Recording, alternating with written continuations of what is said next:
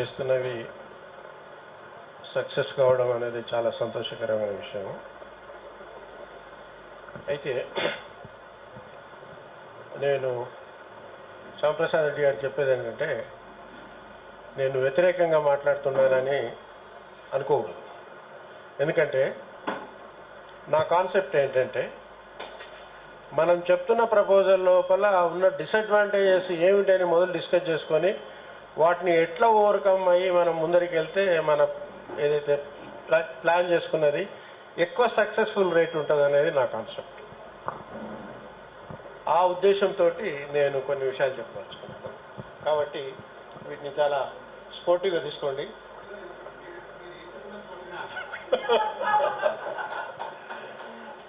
అయితే మనకు సంవత్సరం లోపల ఎంత వర్షం పడుతుంది, మన ఏరియా ఎంత, మనకి ఎన్ని నీళ్లు వస్తున్నాయి, అందులో ఎన్ని నీళ్లు సర్ఫేస్లో ఫ్లో అవుతున్నాయి, ఎన్ని నీళ్లు భూమిలోకి ఇంకుతున్నాయి, ఎన్ని నీళ్లు ఎవాపరేట్ అయిపోతున్నాయి అనేది ఇది ఆల్రెడీ నిర్ణయించబడింది. కొద్దిగా టెంపరేచర్స్ మారితే, కొద్దిగా రెయిన్ఫాల్ మారితే, కొద్దిగా వేరీ అవుతాయి. అది దృష్టిలో పెట్టుకొని ఇప్పుడేంటి, ఒక విలేజ్ లోపల ఒక 10 ఎకరాల దగ్గర కాంట్రూట్ ట్రెంచెస్ తవ్వినారు. ఆ నీళ్ళు ఎక్కడో కిందికి వెళ్ళిపోయేటి, ఇక్కడనే భూమిలో ఇంకి వీళ్లకు ఈ పంట కానీ ఈ తోట కానీ సర్వైవ్ అవుతుంది. అయితే గవర్నమెంట్ అనేది ఏంటంటే ఎప్పుడు కూడా మ్యాక్రో లెవెల్లో ఆలోచన చేయాలి. రైతు తన కాడికి తను చూసుకుంటాడు, ఊరు వరకు చూసుకుంటుంది, జిల్లా వరకు చూసుకుంటుంది. కానీ రాజ్యం అంటే స్టేట్ అనేది మొత్తం స్టేట్ లెవెల్ ఆలోచన చేయాలి. ఆ విధంగా ప్రతి రైతు ఆ విధంగా తన నీళ్ళని ఆపుకుంటే అవి ఇంకో దగ్గర తక్కువ అవుతున్నాయి కదా. కాబట్టి గ్రౌండ్ వాటర్ ఇంప్రూవ్మెంట్ అనేది టోటల్గా చేయాలి. ఈ గ్రౌండ్ వాటర్ ఇంప్రూవ్మెంట్ ఎట్లా చేస్తారు అనే దానికి నా దగ్గర ఒక చిన్న సొల్యూషన్ ఉంటే అది ఆల్రెడీ చెప్పేశాను. మీ నాలెడ్జ్ కొరకు మీకు కూడా చెప్తాను. ఏమిటంటే, మనకు ఒక ఎకరాల పడ్డ నీళ్లు ఆ పక్కన ఉన్న చిన్న కాలువలో దేంట్లో వారుకుంటూ ఇంకో పెద్ద కాలువలో కలిసి, ఇంకో పెద్ద కాలువలో కలిసి, వాగుల్లో కలిసి, ఇంకా చిన్న నదుల్లో కలిసి, పెద్ద నదుల్లో కలిసి సముద్రంలోకి వెళ్ళిపోతూ ఉంటుంది అన్నమాట. అయితే ఈ నీళ్లను మనం ఏంటంటే, ఏదైతే ఇది న్యాచురల్ ఫ్లో కిందికి వెళ్ళిపోతుంటుంది. అయితే ఈ న్యాచురల్ ఫ్లో కిందికి వెళ్ళిపోతున్నందువల్ల మనం వాడుతున్న నీళ్ళు ఎక్కువైనందువల్ల మనకు ఈ గ్రౌండ్ వాటర్ లెవెల్ కిందికి పోతుంది. ఈ natural flow down stream flow అయ్యేదాన్ని నేనేమంటానంటే, నీవు అప్ స్ట్రీమ్కి ఫ్లో అయ్యేటట్టు చేయమంటావు. రివర్స్ ఫ్లో ఎట్లా చేస్తావు నువ్వు అంటే, we are going slightly against the nature. ఎక్కడైతే వాటర్ క్యాచ్మెంట్ ఏరియా నుంచి ఒక స్ట్రీమ్లో వస్తుందో ఆ స్ట్రీమ్ లోపల ఫస్ట్ పాయింట్ దగ్గర ఒక చిన్న కట్టేసి అక్కడ ఆపేసి, అక్కడ 1 అడుగు 2 అడుగులు నీళ్ళు ఆపేసి, ఆ నీళ్లు కిందికి పోకుండా అక్కడే ఆగిపోయి ఉంటాయి. నెలనో 2 నెలల్లో 3 నెలల్లో ఏదో ఆగుతాయి. అక్కడి ఏరియానంతా కూడా సాచురేట్ చేస్తాయి. ఆ విధంగా నువ్వు ప్రతి స్ట్రీమ్కు మొత్తం ఆ విధంగా కట్టకరండి. ప్రతి చిన్న నదులు కట్టండి, ప్రతి పెద్ద నదికి కట్టండి.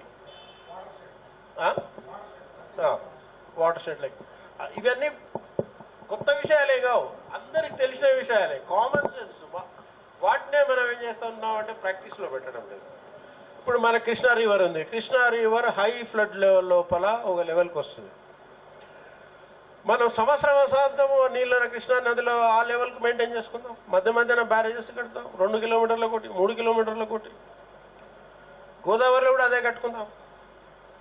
అయితే ఇక్కడ ఒక ప్రత్యేకమైన విషయం ఉంది. ఏమిటంటే, మన ఊరికి వెళ్ళి ఒక వాగు ఇదో పోతూ ఉంటుంది, పోయి ఆ పక్కన ఉన్న పెద్ద వాగులో కలుస్తూ ఉంటుంది. ఈ పెద్ద వాగులో కలిసినప్పుడు ఏమైతే మన వాగులో ఒక అడుగున్నర నీళ్లు ఉంటాయి. ఆ పెద్ద వాగులో కలిసిన తర్వాత ఇవి తగ్గిపోయి డ్రై అయిపోతుంది.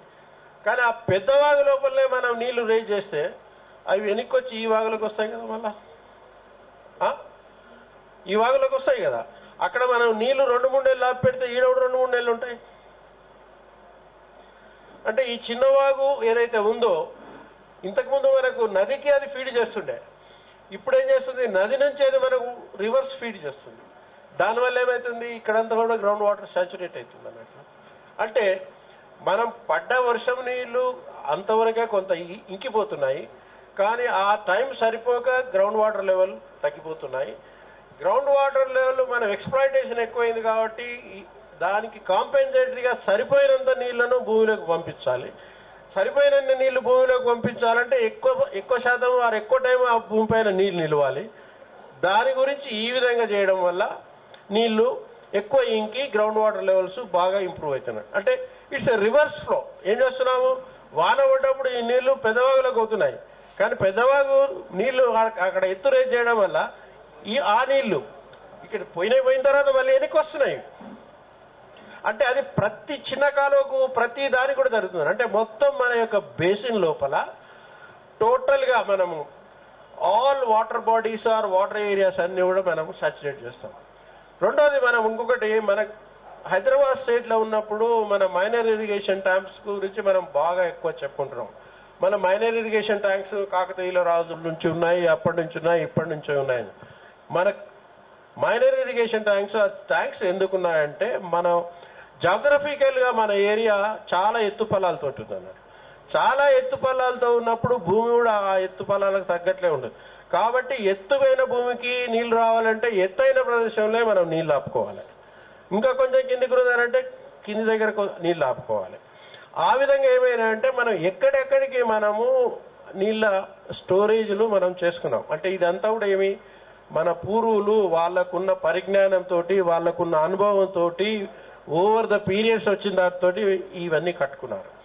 రెండవది మనం గొలుసు చెరువులు అంటున్నాం. గొలుసు చెరువులు అంటే గొలుసులు ఏమి లేవు. అక్కడ ఒక రివర్ కానీ ఒక పెద్ద స్ట్రీమ్ కానీ పైనుంచి కిందికి వరుతూ ఉంటుంది. పైన ఒక దగ్గర కొన్ని నీళ్ళు ఆపుతాం, తర్వాత రెండో దగ్గర కొద్ది కింద ఇంకా కొంత ఆపుతాము, ఇంకా నీళ్లు ఉంటాయి ఇంకా కొద్దిగా ఆపుతాము, పక్క నుంచి కొన్ని వేరే వచ్చి కలుస్తూ ఉంటాయి, కింది వాటికి కూడా నీళ్లు ఉంటాయి. ఆ విధంగా ఇదేందండి. అయితే ఈ గొలుసు చెరువులు అనే కాన్సెప్ట్ అనేది పెద్ద కొత్తది కాదు, ఇదేం కాదు.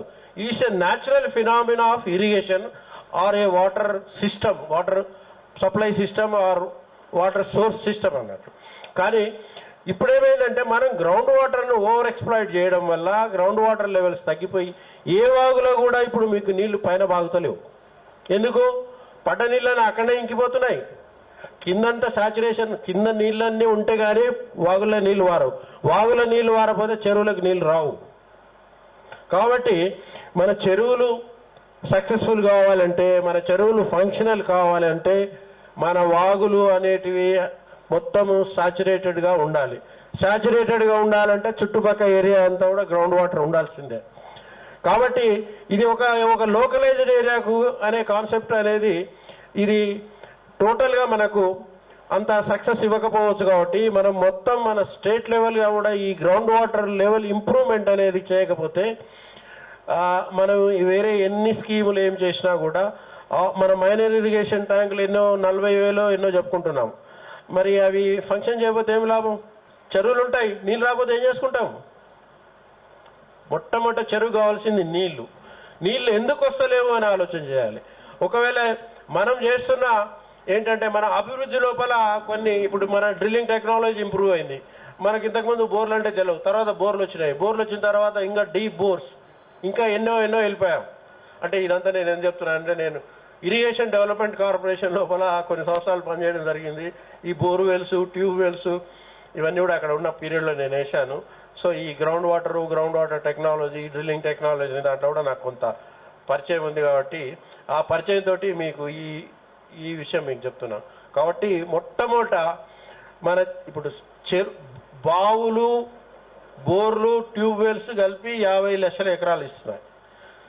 చెరువులు, కుంటలు కలిసి దగ్గర 15 లక్షల ఎకరాలు ఇస్తున్నాయి. ఈ రెండు సోర్స్ లోపల నీళ్లు లేకుంటే మనం ఏం చేసినా కూడా వేస్ట్. కాబట్టి వాటిలోకి నీళ్లు ఏ విధంగా రావాలి, ఎట్లా వస్తే నీళ్లు వస్తాయనే దానిపైన మనం ఆలోచన పెట్టి అది సక్సెస్ఫుల్గా చేస్తే దాంతో కొంత రైతు ఆత్మహత్యలను తగ్గించవచ్చు. తర్వాత రైతు కూడా పంట మీద అష్యూరెన్స్ కల్పించవచ్చు. కాబట్టి ఈ ఏదైతే contour technology, trench technology is localize very good, పనిచేస్తుంది, అది చేసుకోవాల్సిందే. కానీ ఇది మొత్తం మ్యాక్రో లెవెల్ ఆలోచన చేసి ఒక దగ్గర నీళ్లు మనం వాడుతుంటే ఇంకో దగ్గర తక్కువైపోతాయి. ఇప్పుడు మనం కృష్ణా లోపల సర్ప్లస్ వాటర్ వరద వాటర్ అంటున్నాం. కృష్ణా లోపల మన వరద వాటర్ కింది ఆంధ్రప్రదేశ్కు అష్యూర్డ్ వాటర్, మన వరద వాటర్ వాళ్ళకి అష్యూర్డ్ వాటర్. మేము వరద వాటర్కు నీళ్లు ప్రాజెక్టు కట్టుకుంటున్నాం, మేము వరద వాటర్ నీళ్లు కట్టుకుంటున్నాం అన్నాం. సరే, మనంతవరకు మనం చెప్పుకోవడం బాగానే ఉంది, కానీ నిజంగా సైంటిఫిక్ రీజన్ చూస్తే ఇంకో అష్యూర్డ్ వాటర్ మనం కొట్టేస్తున్నాం. అదే ఇప్పుడు కర్ణాటకలో మహారాష్ట్రలో జరుగుతుంది కాబట్టి మనకు శ్రీరామ్ సాగర్ ప్రాజెక్టు కానీ, మన ఇప్పుడు జూరాల శ్రీశైలంకు మనకు జూలైలో రావాల్సిన నీళ్లు సెప్టెంబర్లో కూడా రావడం లేదన్నాడు.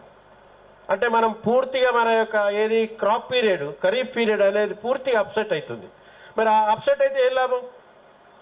రబీకి నీళ్లు సరిపోవు, ఖరీఫ్కి నీళ్లు రావు. మరి రైతుకు ఒక పంటనే రావాలి కదా. మరి ఈ విషయంలో కూడా మనం ఆలోచన చేసుకోవాలి. ఖరీఫ్కు నీళ్లు కావాలి అంటే మనం క్యారీ ఓవర్స్ ఉంచుకోవాల్సిందే. మనం క్యారీ ఓవర్ ఉంచుకునే పరిస్థితి ఉందా? అది తెచ్చుకోగలమా? అది కూడా ఆలోచన చేయాలి. కాబట్టి చెరువులు, కుంటలు ఉన్న open wells, bore wells, tube wells అనేటివి పూర్తిగా రైతుకు అష్యూరెన్స్ ఇవ్వాలి. నేను పంట వేస్తున్నాను, ఈ పంటకి సరిపోయే నీళ్లు ఉన్నాయి. నీళ్ళ గురించి మనము చింత చేయాల్సిన అవసరం లేదు. అది ఆ బాధ్యత ఎవరు తీసుకోవాలి? రాజ్యమే తీసుకోవాలి, స్టేటే తీసుకోవాలి. కాబట్టి స్టేట్ కూడా ప్రాబ్లమ్స్లోకి కొద్దిగా సైంటిఫిక్గా డీప్గా వెళ్ళి అసలు ప్రాబ్లం ఎక్కడుంది. కడుపు నొప్పికి తలకాయ నొప్పి మందిస్తే ఏమవుతుంది? ఏం కాదు. కడుపు నొప్పి అట్లే ఉంటుంది, తలకాయ నొప్పి ఆ మందు ఇంకా కొద్దిగా ఉంటే ఆఫ్టర్ ఎఫెక్ట్స్ వస్తాయి. కాబట్టి రోగం ఏదో సరిగా తెలుసుకొని దానికి సరైన మందు ఇస్తే మంచిగా ఉంటుంది.